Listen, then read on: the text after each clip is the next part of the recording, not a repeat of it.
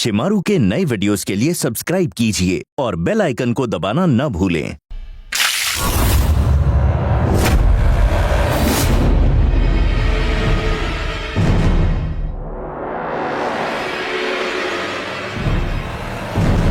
अरे ईशान भैया दूध नहीं उठाया और अखबार भी नहीं उठाया। लगता है अभी तक सो रहे हैं।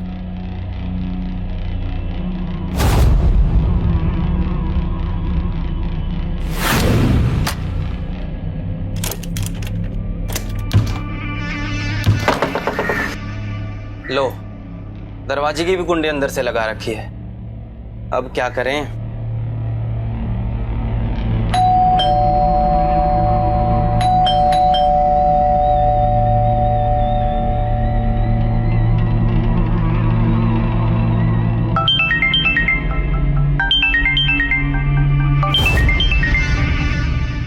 फोन भी नहीं उठा रहे।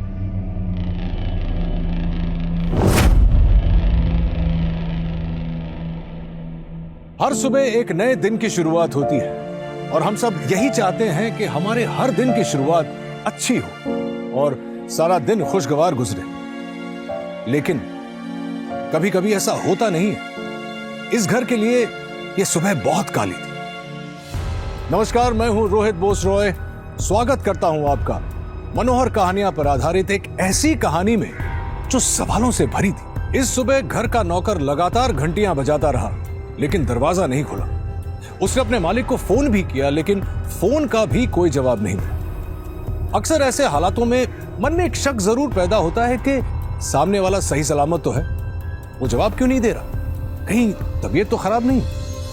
जब दूध वाला सुबह 6 बजे दूध घर के बाहर रख जाए और सुबह 10 बजे तक कोई दरवाजा ना खोले तो या तो अंदर वाला देर तक सो रहा है या फिर कुछ तो घटा है उसके साथ, कुछ बहुत बुरा।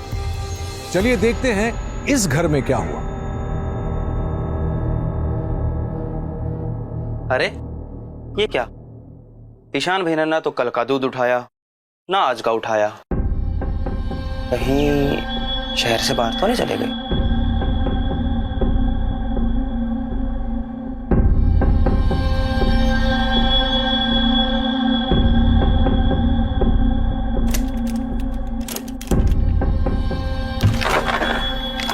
ईशान भैया, ईशान भैया, तबीयत तो ठीक है ना आपकी? अगर शहर से बाहर गए होते तो कुंडी अंदर से बंद नहीं होनी चाहिए थी। है तो यही।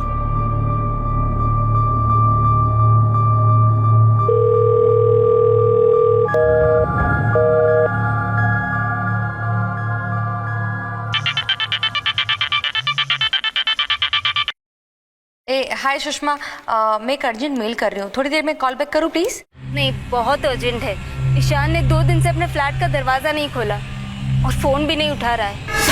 और हाँ, आपकी परमिशन चाहिए थी घर का दरवाजा तोड़ने की। ईशान का नौकर भी घर के बाहर ही है। अच्छा देखो, तुम परेशान मत हो, मैं देखती हूँ। हाँ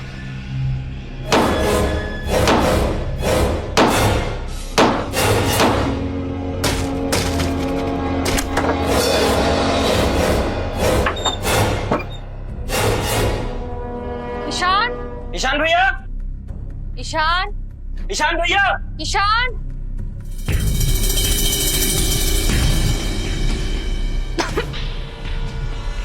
ये बदबू कैसी आ रही है? पता नहीं मैम साहब। तुम एक काम करो, किचन में देखो, मैं अंदर बेडरूम में देखती हूँ। हाँ ईशान,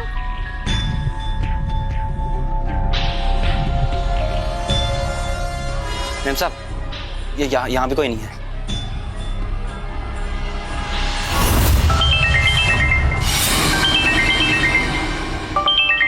शायद ऊपर रिंग बज रही।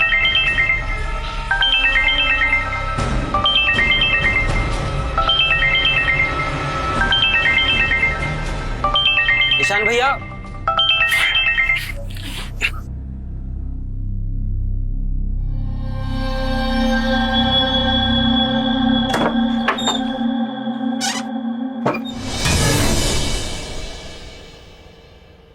मैम साहब, ये पुलिस वालों को आए आधा घंटा हो गया, वो लोग अभी तक अंदर क्यों नहीं जा रहे? सर, आप इन्वेस्टिगेशन क्यों नहीं कर रहे?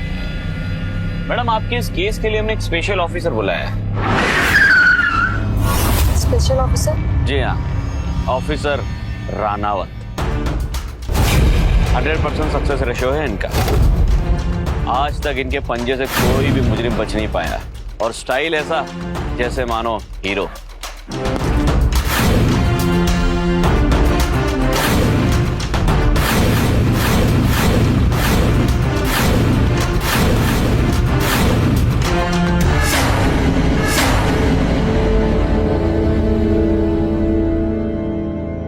सर कैसे हो Mohile? Good sir. Sir AIG साहब को ज्यादा ही इंटरेस्ट ले रहे हैं केस में। और मंत्री जी भी। यहीं पे केस लगता है सर। लगता तो है। अच्छा, घर के अंदर कोई गया तो नहीं ना? नहीं सर, ये दोनों गए थे। ये ईशान का नौकर है रघु और ये उसकी मकान मालकिन। चलो अंदर जाके देखते हैं। Yes sir.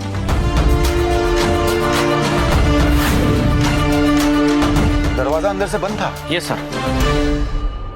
आओ, तुम वहां जाके देखो। मोहिले, सर ये मरने वाले लड़के का क्या नाम था? ईशान। हाँ। वो यहाँ इस घर में अकेले रहता था? हाँ साहब, उसका एक कजिन आता था यहाँ पर, क्रिश, और उसकी एक दोस्त टीना। ये लोग कभी कभार आया करते थे। कजिन? हाँ, मतलब वो उसकी बुआ का लड़का। ये अंधेरी में रहते उसके रिश्तेदार। मैंने कॉल कर दिया है, बस पहुंचते ही होंगे। ठीक, चलो ऊपर जाके देखते हैं।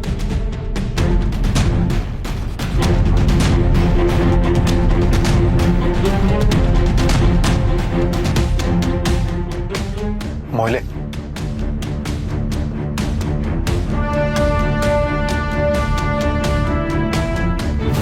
मोहिले, तुम्हारी ये स्टेटमेंट दो तरह से गलत है। नंबर 1, आत्महत्या का अमीरी या गरीबी से क्या लेना देना? और नंबर 2, तुम इतनी श्योरिटी से कैसे कह सकते हो कि ये आत्महत्या है और खून नहीं? अब सर आप ही देखिए ना, इस घर का दरवाजा अंदर से बंद था और आने और जाने के लिए इस घर में एक ही रास्ता है। अंदर कोई आया नहीं। सुसाइड ही लगता है सर, देखिए ना। हम दोनों ने कितने सुसाइड के केसेस देखे। अक्सर लोग क्या करते हैं, नींद की गोलियां खा लेते हैं या फिर पंखे से लटक के जान दे देते हैं। लेकिन खुद की गर्दन को चाकू मार के सुसाइड करना, ये बात कुछ हजम नहीं हो रही।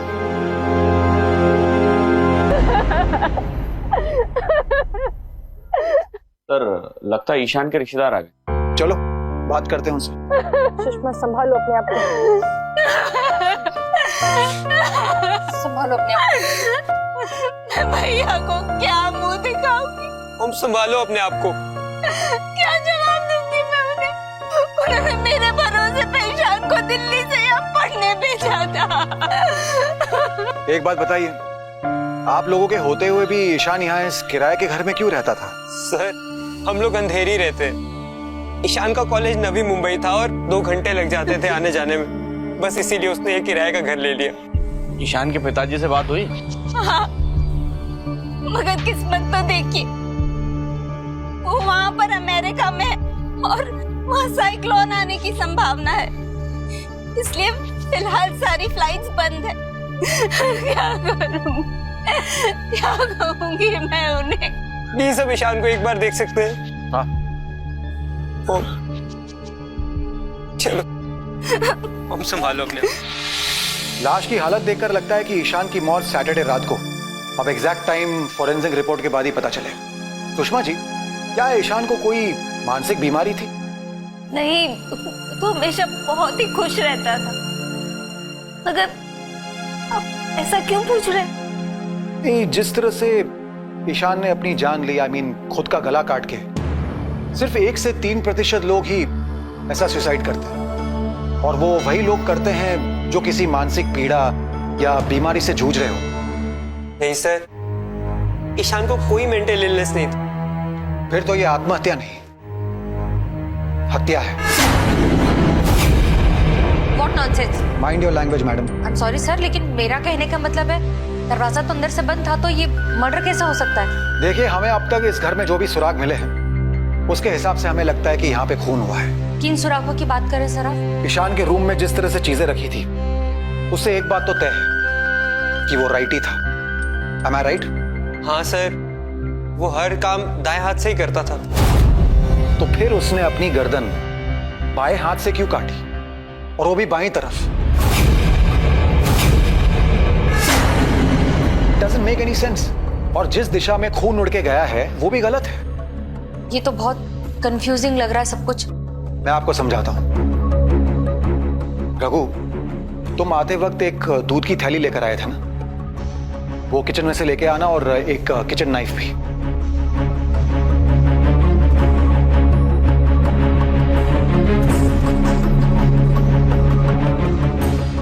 इसे ऐसे पकड़ो, सीधा ऐसे पकड़ो।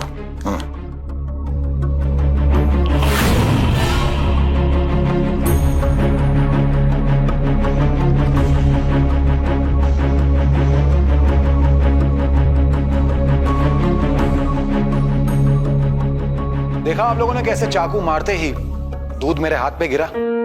ठीक उसी तरह अगर ईशान ने खुद का गला काटा होता तो उसके हाथ पे भी खून के छींटे होते, जबकि उसके हाथ पे खून की एक बूंद तक नहीं थी। अगर ईशान से किसी की क्या दुश्मनी हो सकती है? उसे कोई क्यों मारेगा? सारे सवालों के जवाब आपको मिल जाएंगे मैडम, लेकिन धीरे धीरे। फिलहाल आप सब मुझे ये बताइए कि आखिरी बार आप सब ईशान से कब मिले थे? मैं तो लास्ट वीक ही मिली थी, रेंट का चेक लेना था उस वक्त। मैं 2 हफ्ते पहले मिली थी उससे, जब वो अंधेरी आया था। मैं फ्राइडे को मिला था वडाला। जेम्स बॉन्ड की नई मूवी का प्रीमियर था और हम वही देखने गए थे। और तुम रघु? रघु, तुम कब मिले थे ईशान से आखिरी बार? शनिवार को शाम 7 बजे से। शाम को?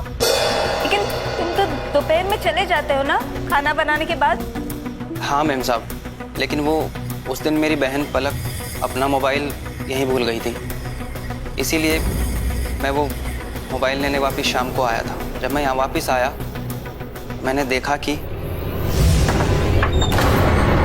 क्या हुआ ईशान भैया, हम गलत वक्त पे आ गए क्या? नहीं बताओ, क्या काम था? वो पलक अपना मोबाइल भूल गई थी यहाँ। तुम ये रुको, मैं लेकर आता हूँ।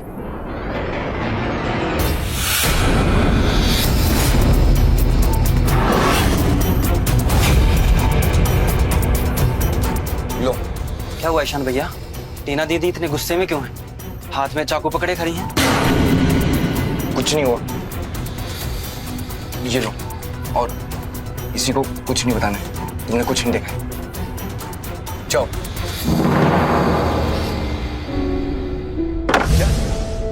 उन दोनों के बीच में झगड़ा चल रहा था, टीना ने चाकू पकड़ी हुई थी और तुमने ये बात किसी को नहीं बताई। साहब, मुझे एहसास नहीं था कि ये सब हुआ, और वैसे भी ईशान भैया ने बताने से मना किया था, और मालिक की बात तो माननी पड़ती है ना सर।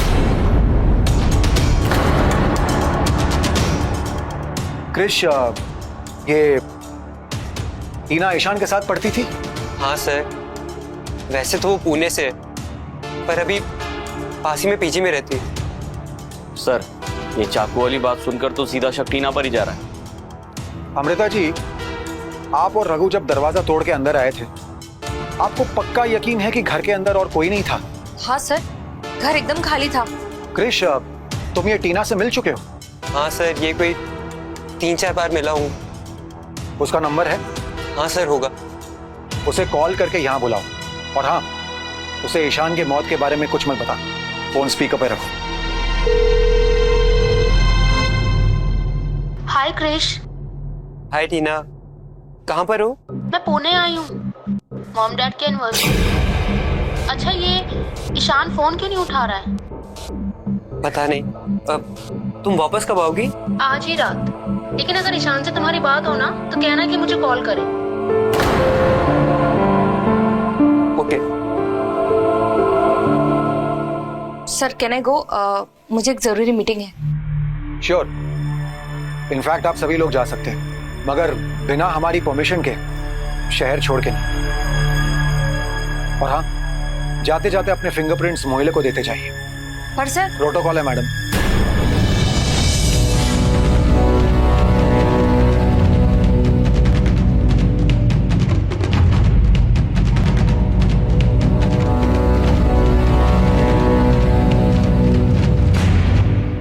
ये कौन है मोहिले?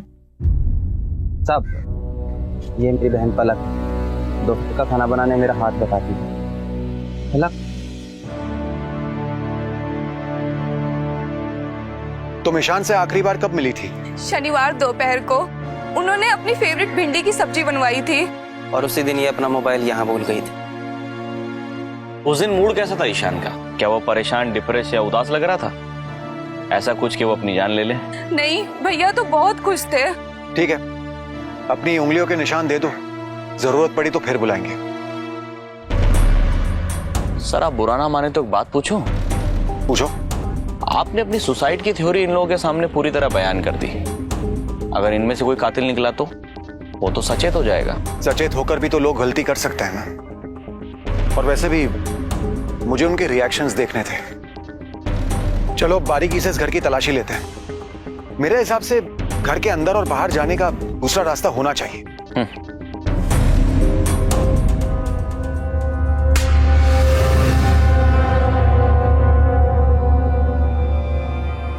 नहीं, कुछ नहीं मिला। यहां से आने जाने का सिर्फ एक ही रास्ता है। और सारी खिड़कियों पे ग्रिल लगी। अगर हम ये मान के चलते कि खून हुआ है तो फिर खून ही गया क्या? उसे आसमान खा गया या जमीन निकल गई? सर मेरी मानिए तो ये सुसाइड ही है। नहीं मोहिले, मेरी गट फीलिंग कभी रॉन्ग नहीं होती है। आई एम प्रीटी श्योर कि खून हुआ है। अब हमें पता करना है कि खून किसने और क्यों किया है। एक काम करो, ईशान की पूरी कुंडली निकालो, उसके mobile phone records, bank statements, social media profiles, सब कुछ। और सामने वाली सड़क पे जाके चेक करो सीसीटीवी कैमरा है या नहीं। Yes sir.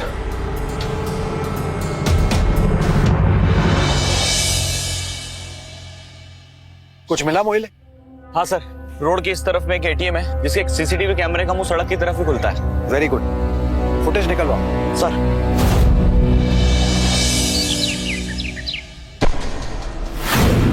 अब तक हम इस केस से जुड़े 5 लोगों से मिल चुके हैं। अमृता, पलक, रघु, कृष, सुषमा।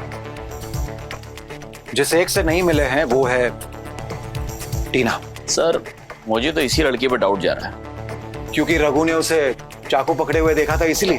हाँ, लेकिन वो तो सैटरडे शाम 7 बजे की बात है ना मोहिले, जबकि ईशान की मौत रात को 10 और 12 के बीच में हुई थी। हो सकता है सर दोनों में झगड़ा लंबा चला हो, गुस्सा बढ़ गया हो, हाथापाई हो गई हो। मैंने तुम्हें वो मोबाइल रिकॉर्ड्स निकालने बोले थे, निकाले तुमने? Yes sir. ले आना।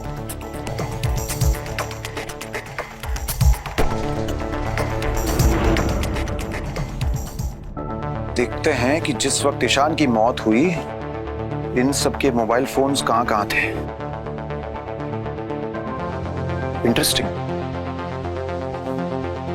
सबके मोबाइल फोन्स अपने अपने घर पे थे। और टीना, उसका मोबाइल नंबर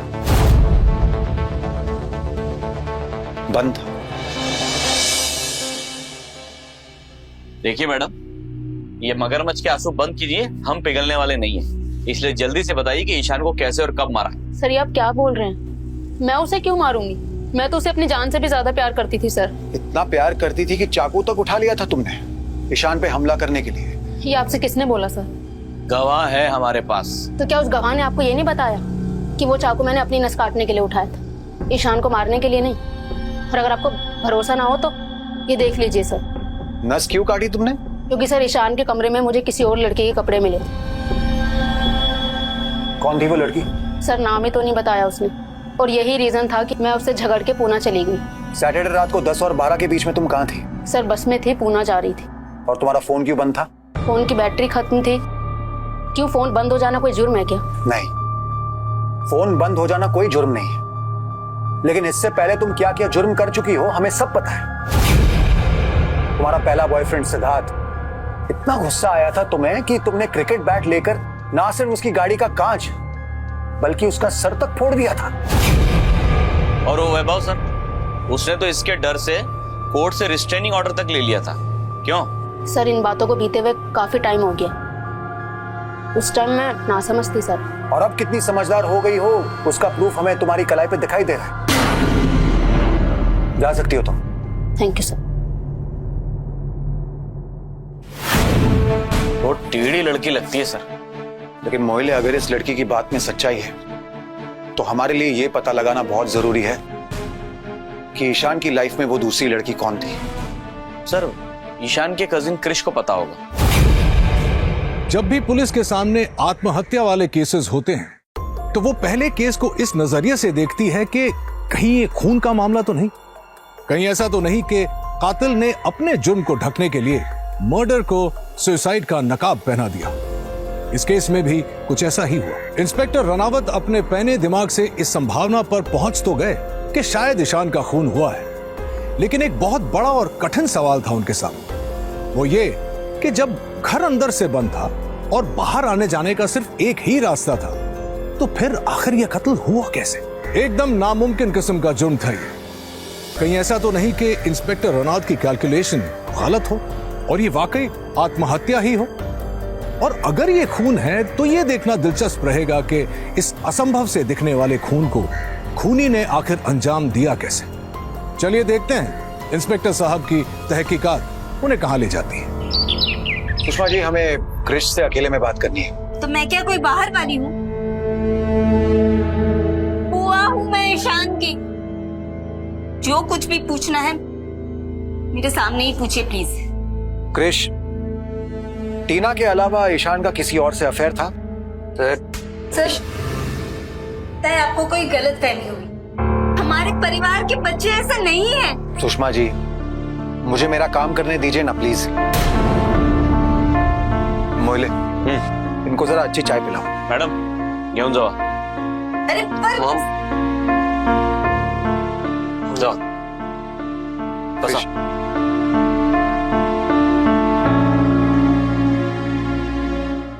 हाँ तो क्रिश, अब बताओ, वो कौन लड़की थी जिसकी वजह से टीना और ईशान के बीच में टेंशन हो गई थी? सच कहूं तो ईशान की बहुत सारी लड़कियां दोस्त थी और टीना तो थी ही पॉसेसिव और उसे तो सभी से जलन होती थी। लेकिन कोई तो ऐसी खास दोस्त होगी ना, ज्यादा ही खास, जिसके कपड़े टीना को ईशान के कमरे में मिले। सर, मुझे समझ नहीं आ रहा कि मैं कैसे कहूं। It's a little awkward. Ishan ने मुझे कसम दी थी कि मैं किसी से कुछ ना कहूं। लेकिन कसम देने वाला तो अब नहीं रहा ना। और वैसे भी ये एक पुलिस इन्वेस्टिगेशन है। बोलो।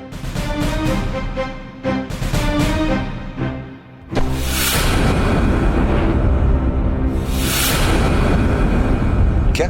हाँ, मेरे और ईशान के बीच में काफी गहरी दोस्ती हो गई थी और मुझे समझ में आ गया कि ये सब सही नहीं है और मैंने रिश्ता तोड़ दिया उससे। और कृष्ण ने हमें ये बताया कि ईशान इस बात से काफी अपसेट था।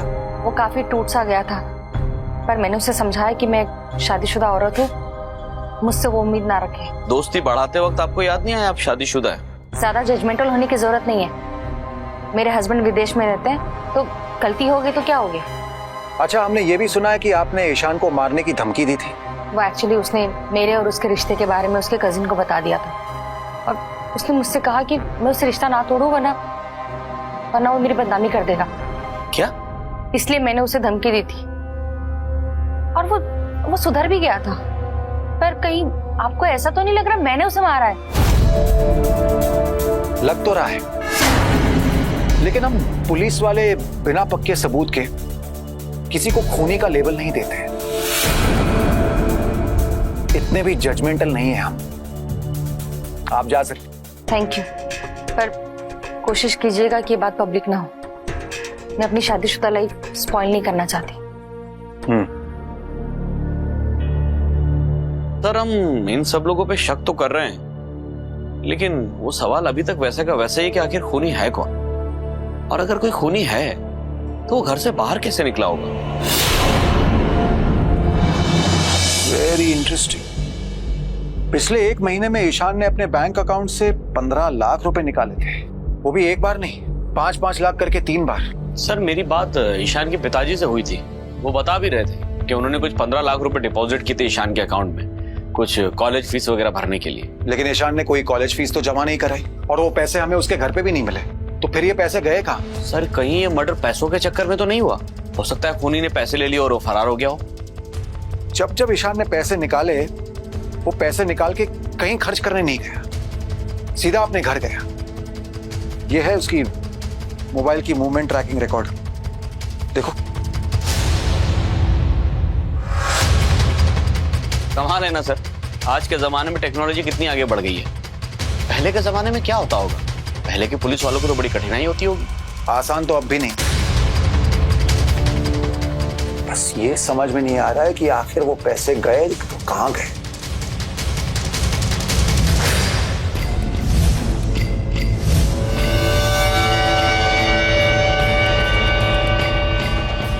रघु की बहन के हाथ में लेटेस्ट मोबाइल फोन था, कम से कम 1 लाख का होगा।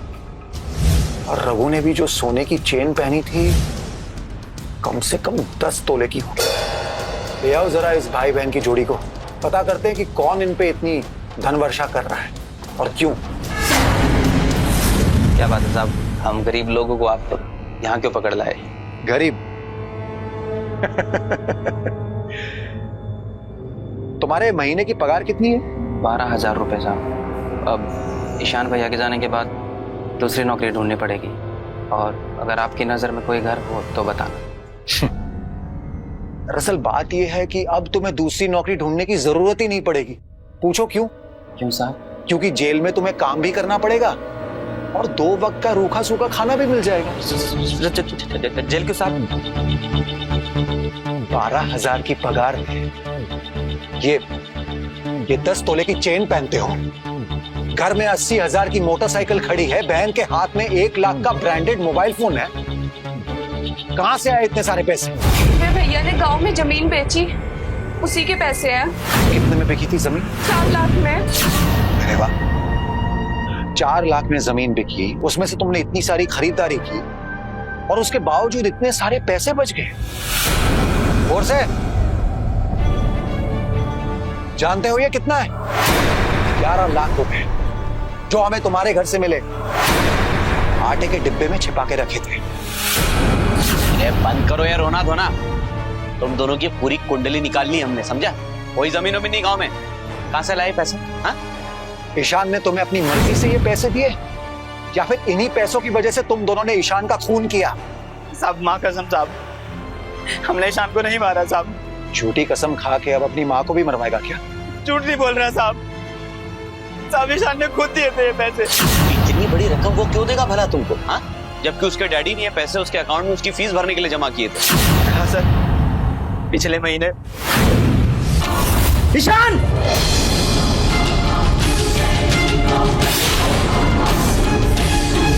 ईशान ने तुम्हारे साथ जबरदस्ती की? अगर रघु भैया टाइम पे नहीं आते तो आज मैं किसी को मुंह दिखाने लायक नहीं रहती। इतना संगीन जुर्म किया ईशान ने, तो तुम पुलिस के पास क्यों नहीं आए? ईशान नशे में था और उसने माफी मांग ली थी, और उसके बदले मैंने उससे 15 लाख रुपए लिए इस मुद्दे को मिट्टी में मिलाने के लिए। वाह, सही है। ईशान ने तुम्हारे साथ जबरदस्ती की और तुम और तुम्हारा भाई वहां पर काम करते रहे, और तो और तुमने तो शनिवार को उसकी फेवरेट भिंडी भी बनाई थी। बेवकूफ समझ के रखा है हमें। जानते हो ये क्या है? ये तुम्हारा फांसीनामा है, जिसे पढ़ के जज तुम्हें फांसी की सजा सुनाएगा। क्या है साहब ये ईशान की डायरी है, जिसमें उसने खुद लिखा है कि तुम और उसकी बहन उसे ब्लैकमेल कर रहे थे, जिसकी वजह से वो आत्महत्या करने की सोच रहा था, या फिर वो पुलिस के पास आने वाला था शिकायत करने। क्या?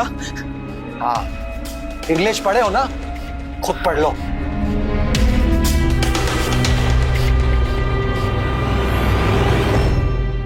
ये पढ़ के जज को यही लगेगा कि या तो बेचारे ईशान ने तुम दोनों की ब्लैकमेलिंग से तंग आके आत्महत्या कर ली, या फिर तुम दोनों ने उसे मार दिया क्योंकि वो पुलिस के पास आने वाला था।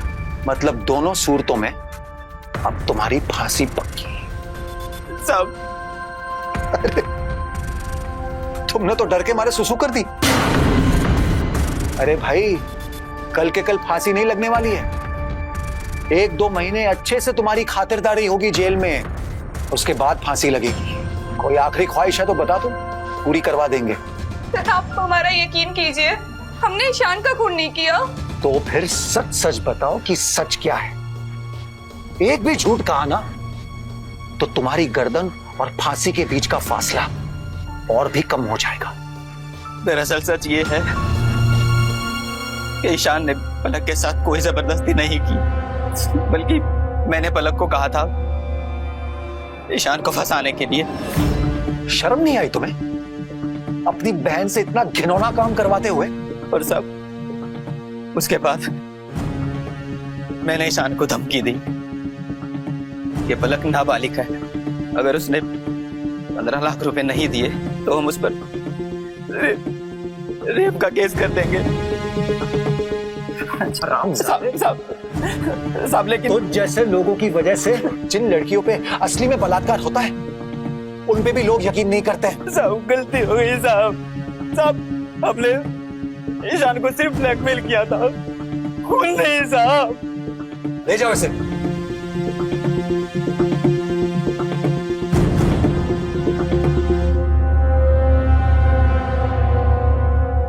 नकली डायरी वाला आइडिया काम आया सर? हाँ, इसने सब सच सच तोते की तरह रट दिया। मास्टरमाइंड आइडिया था सर आपका। ईशान तो डायरी लिखता नहीं था और आपने उसको इस जाल में ऐसा फंसाया कि रघु फंस गया। हाँ बोले, लेकिन अभी तक इसने ईशान को मारने की बात कबूल नहीं की है। सर अगर इन दोनों ने खून नहीं किया ईशान का और टीना भी उस दिन उस शहर में नहीं थी तो आखिर खून किया किसने? कौन हो सकता है ये?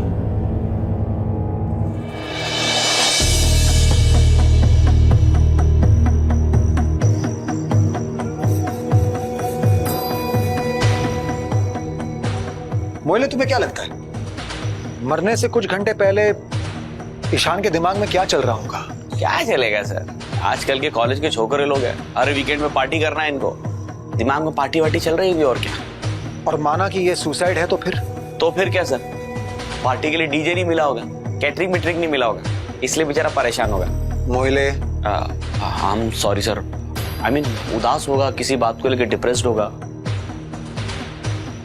जिस वक्त ईशान की मौत हुई उसने शराब पी रखी थी, उसके मोबाइल पे गाना चल रहा था और उसने जो लास्ट वेबसाइट ओपन की थी उससे उसने सिंगापुर जाने के लिए टिकट बुक की थी। इसका क्या मतलब है? अगर ईशान को आत्महत्या ही करनी थी तो वो अपने लिए सिंगापुर का टिकट क्यों बुक करेगा? एग्जैक्टली। इसका मतलब ये सुसाइड तो नहीं है, पक्का मर्डर है।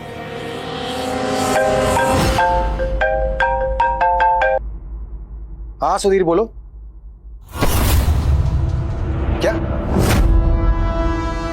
Okay send it to me. किसका कॉल था सर? आईटी सेल से था।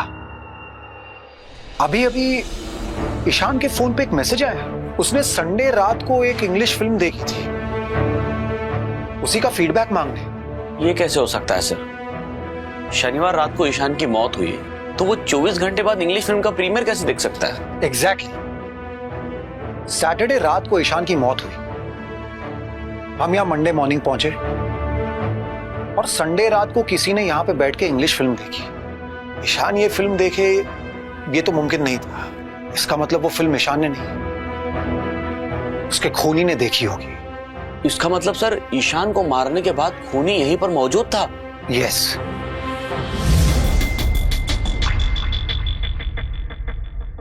मोहल्ले तुम्हें याद है जब हम मंडे सुबह यहाँ आए थे तो इस टेबल पे एक चश्मा रखा था? हाँ। लेकिन अभी वो चश्मा गायब है। मतलब सर शायद ये चश्मा उस खूनी का हो और पकड़े जाने के डर से उसने खुद इसे गायब कर दिया हो।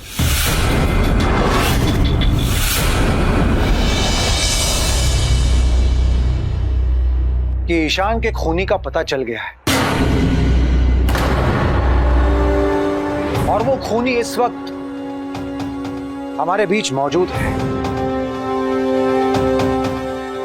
कांस्टेबल, वो डस्टबिन लेके आना।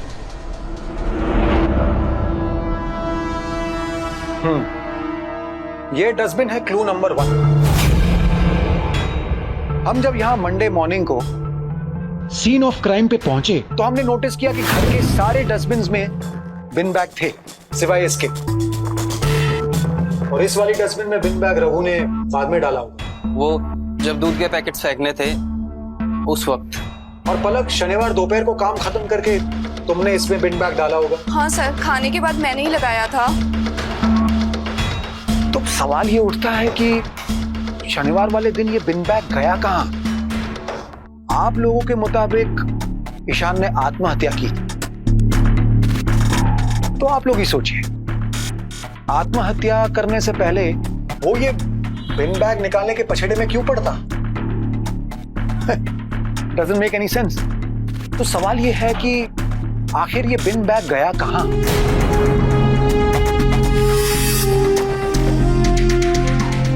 मैं बताता हूं।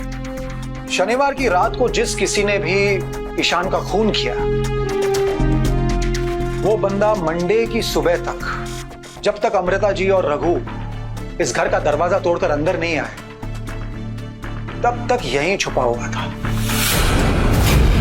और फिर वापस निकलते वक्त वो ये बिन बैग अपने साथ ले गया। खूनी घर पर था? अमृता जी, ये तो कुछ भी नहीं है। असली अचंभा तो आपको ये अब ये सुन के होगा कि वो जो खूनी था उसने 36 घंटे ना सिर्फ ईशान के साथ, ईशान की लाश के साथ यहां इस घर में बिताए, बल्कि बोर हो जाने पर एक इंग्लिश मूवी का प्रीमियर ऑर्डर करके इसी घर में टीवी पे देखा। और आप सब में सिर्फ क्रिश को ही अंग्रेजी फिल्में पसंद है। हाँ, मुझे अंग्रेजी फिल्में पसंद है, पर इससे ये साबित तो नहीं होता ना कि मैंने अपने भाई का खून किया है। ये चश्मा जो तुमने पहना है, इसमें नंबर है या फिर स्टाइल के लिए पहना है? सर, नंबर है, दूर का नहीं दिखता मुझे ढंग से।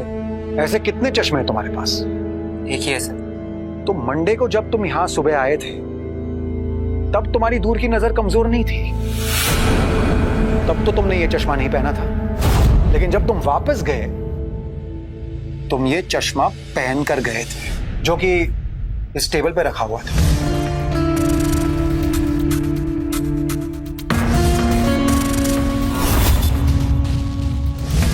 मैं जब लास्ट टाइम आया था तो ये चश्मा छूट गया था, मुझे दिखा तो मैं लेके चला गया। देखिए, गलत इल्जाम लगा रहे हैं आप। और फिर आपने तो हमारे फोन रिकॉर्ड्स भी चेक किए थे ना? सैटरडे रात को हमारे फोन्स अंधेरी में ही थे। 1089671124 नंबर जाना पहचाना सा लग रहा होगा ना? ये किसका नंबर है? ये क्रिश का नंबर है।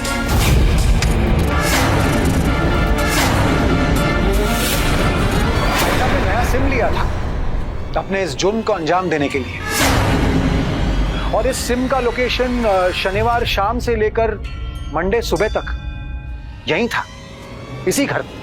और सुषमा जी के भी लगातार कॉल्स आए थे इस नंबर पे, याद होगा ना आपको सुषमा जी?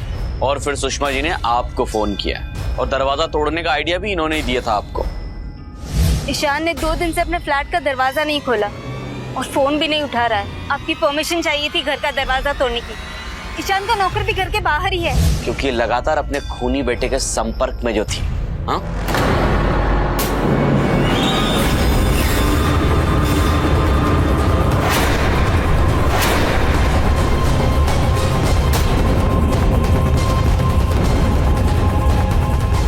ये असल जिंदगी है, कोई अंग्रेजी फिल्म नहीं है कि पुलिस को चकमा देके भाग जाओगे। सर प्लीज छोड़ दीजिए इसे। सर जो कुछ भी किया मेरे कहने पे किया। सॉरी, लेके जाओ इसे।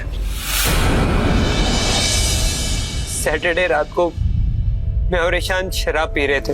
हमारा ओरिजिनल प्लान ये था कि ईशान का गला घोट के उसको मार दे और पंखे से लटका दे, ताकि सबको लगे कि सुसाइड है। हाथापाई में मेरे से चाकू चल गया और उसकी गर्दन पे जाके लगा। फिर कृष्ण ने मुझे फोन करके बताया कि कैसे पूरा प्लान गड़बड़ हो गया। मैंने प्लान तुरंत चेंज कर दिया और कृष्ण को वहीं रुकने के लिए कहा। और तुमने बहुत ही चालाकी से काकू पे से अपने फिंगरप्रिंट साफ करके वहां उसकी लाश के साथ 36 घंटे बिताए। उसने जो खाया पिया वो सब डस्टबिन में डाला। फिर मंडे की सुबह जब अमृता और रघु दरवाजा तोड़ के अंदर आए तो क्रिश छिप गया। और जब अमृता और रघु ईशान को दूसरे कमरों में ढूंढ रहे थे, क्रिश दबे पांव वहां से चला गया। लेकिन निकलने से पहले उसने किचन के डस्टबिन में से बिन बैग निकाल ली, ताकि पीछे कोई सुराग ना छूटे। बताइए मैडम, जुर्म की वजह? ईशान मेरे भाई का सगा बेटा नहीं था। मेरी भाभी को कभी बच्चा नहीं हो सकता था, इसलिए भैया ने ईशान को गोद लिया था। मगर मेरा कृष भी तो उनके बेटे जैसा ही था ना। कृष के पापा की मौत के बाद इस पर से पिता का साया उठ गया था। वो चाहते तो मुझे भी गोद ले सकते थे। उस अनाथ को गोद लेने की क्या जरूरत थी? तुम्हारा ये फालतू का नाटक बंद करो। तुम्हारी प्रॉब्लम बाप का साया नहीं था, अपने मामा का पैसा और जायदाद थी। तुमने सोचा कि चूंकि तुम्हारे मामा को कोई बच्चा नहीं हो सकता तो उनकी अरबों की जायदाद तुम्हें मिल नहीं जाएगी। हाँ, और तभी हमने ठान लिया था ईशान को रास्ते से हटा देंगे। और ईशान जब पढ़ाई के लिए हमारे शहर आ गया तो इससे अच्छा मौका तो हो ही नहीं सकता था। मोहले, कंस मामा के बारे में तो सुना था, आज कंस बुआ पहली बार देखी है। अब क्या मुंह दिखाएंगे आप अपने भाई को जब पता लगेगा उन्हें आपकी इस करतूत के बारे में? प्रॉपर्टी तो आपको वैसे भी मिलनी नहीं थी। एक जो हंसती खेलती इज्जत भरी जिंदगी थी, उससे भी हाथ धो बैठे। पैसा इंसान की जिंदगी में बहुत अहमियत रखता है और कई सारी जिम्मेदारियां भी निभाता है। रोटी, कपड़ा, मकान, बच्चों की पढ़ाई, उनकी शादी वगैरह वगैरह, हर चीज में पैसा काम आता है। और कई बार ये पैसा पाने के लिए लोग जुर्म का रास्ता चुन लेते हैं, जिसका अंजाम अक्सर जेल की सलाखें ही होती है। सुषमा और कृष्ण ने भी कुछ ऐसा ही किया। पैसों के लालच में माँ बेटा न सिर्फ इंसानियत की मर्यादा लांघ गए, बल्कि पारिवारिक रिश्तों की इज्जत भी नहीं रखी। और तो और कृष्ण ने अपने भाई की लाश के साथ एक छत के नीचे दिन और रात बिताए, वो भी टीवी देखते हुए, खाना खाते हुए। कहां से आती है ऐसी सोच और इतनी हिम्मत? अब जरा खुद से एक सवाल पूछिएगा कि पैसा आपके लिए कितना जरूरी है, नैतिक मूल्यों और अच्छे सिद्धांतों से भी ज्यादा? और अगर आपकी अंतरात्मा इस सवाल का जवाब ना में दे तो खुद की पीठ जरूर थपथपाइएगा, क्योंकि समाज को आप जैसे और लोगों की जरूरत है। इसी ख्याल के साथ आपसे विदा लेता हूं। बहुत जल्द फिर मिलेंगे मनोहर कहानियां पर आधारित एक नई कहानी के साथ। तब तक के लिए नमस्कार।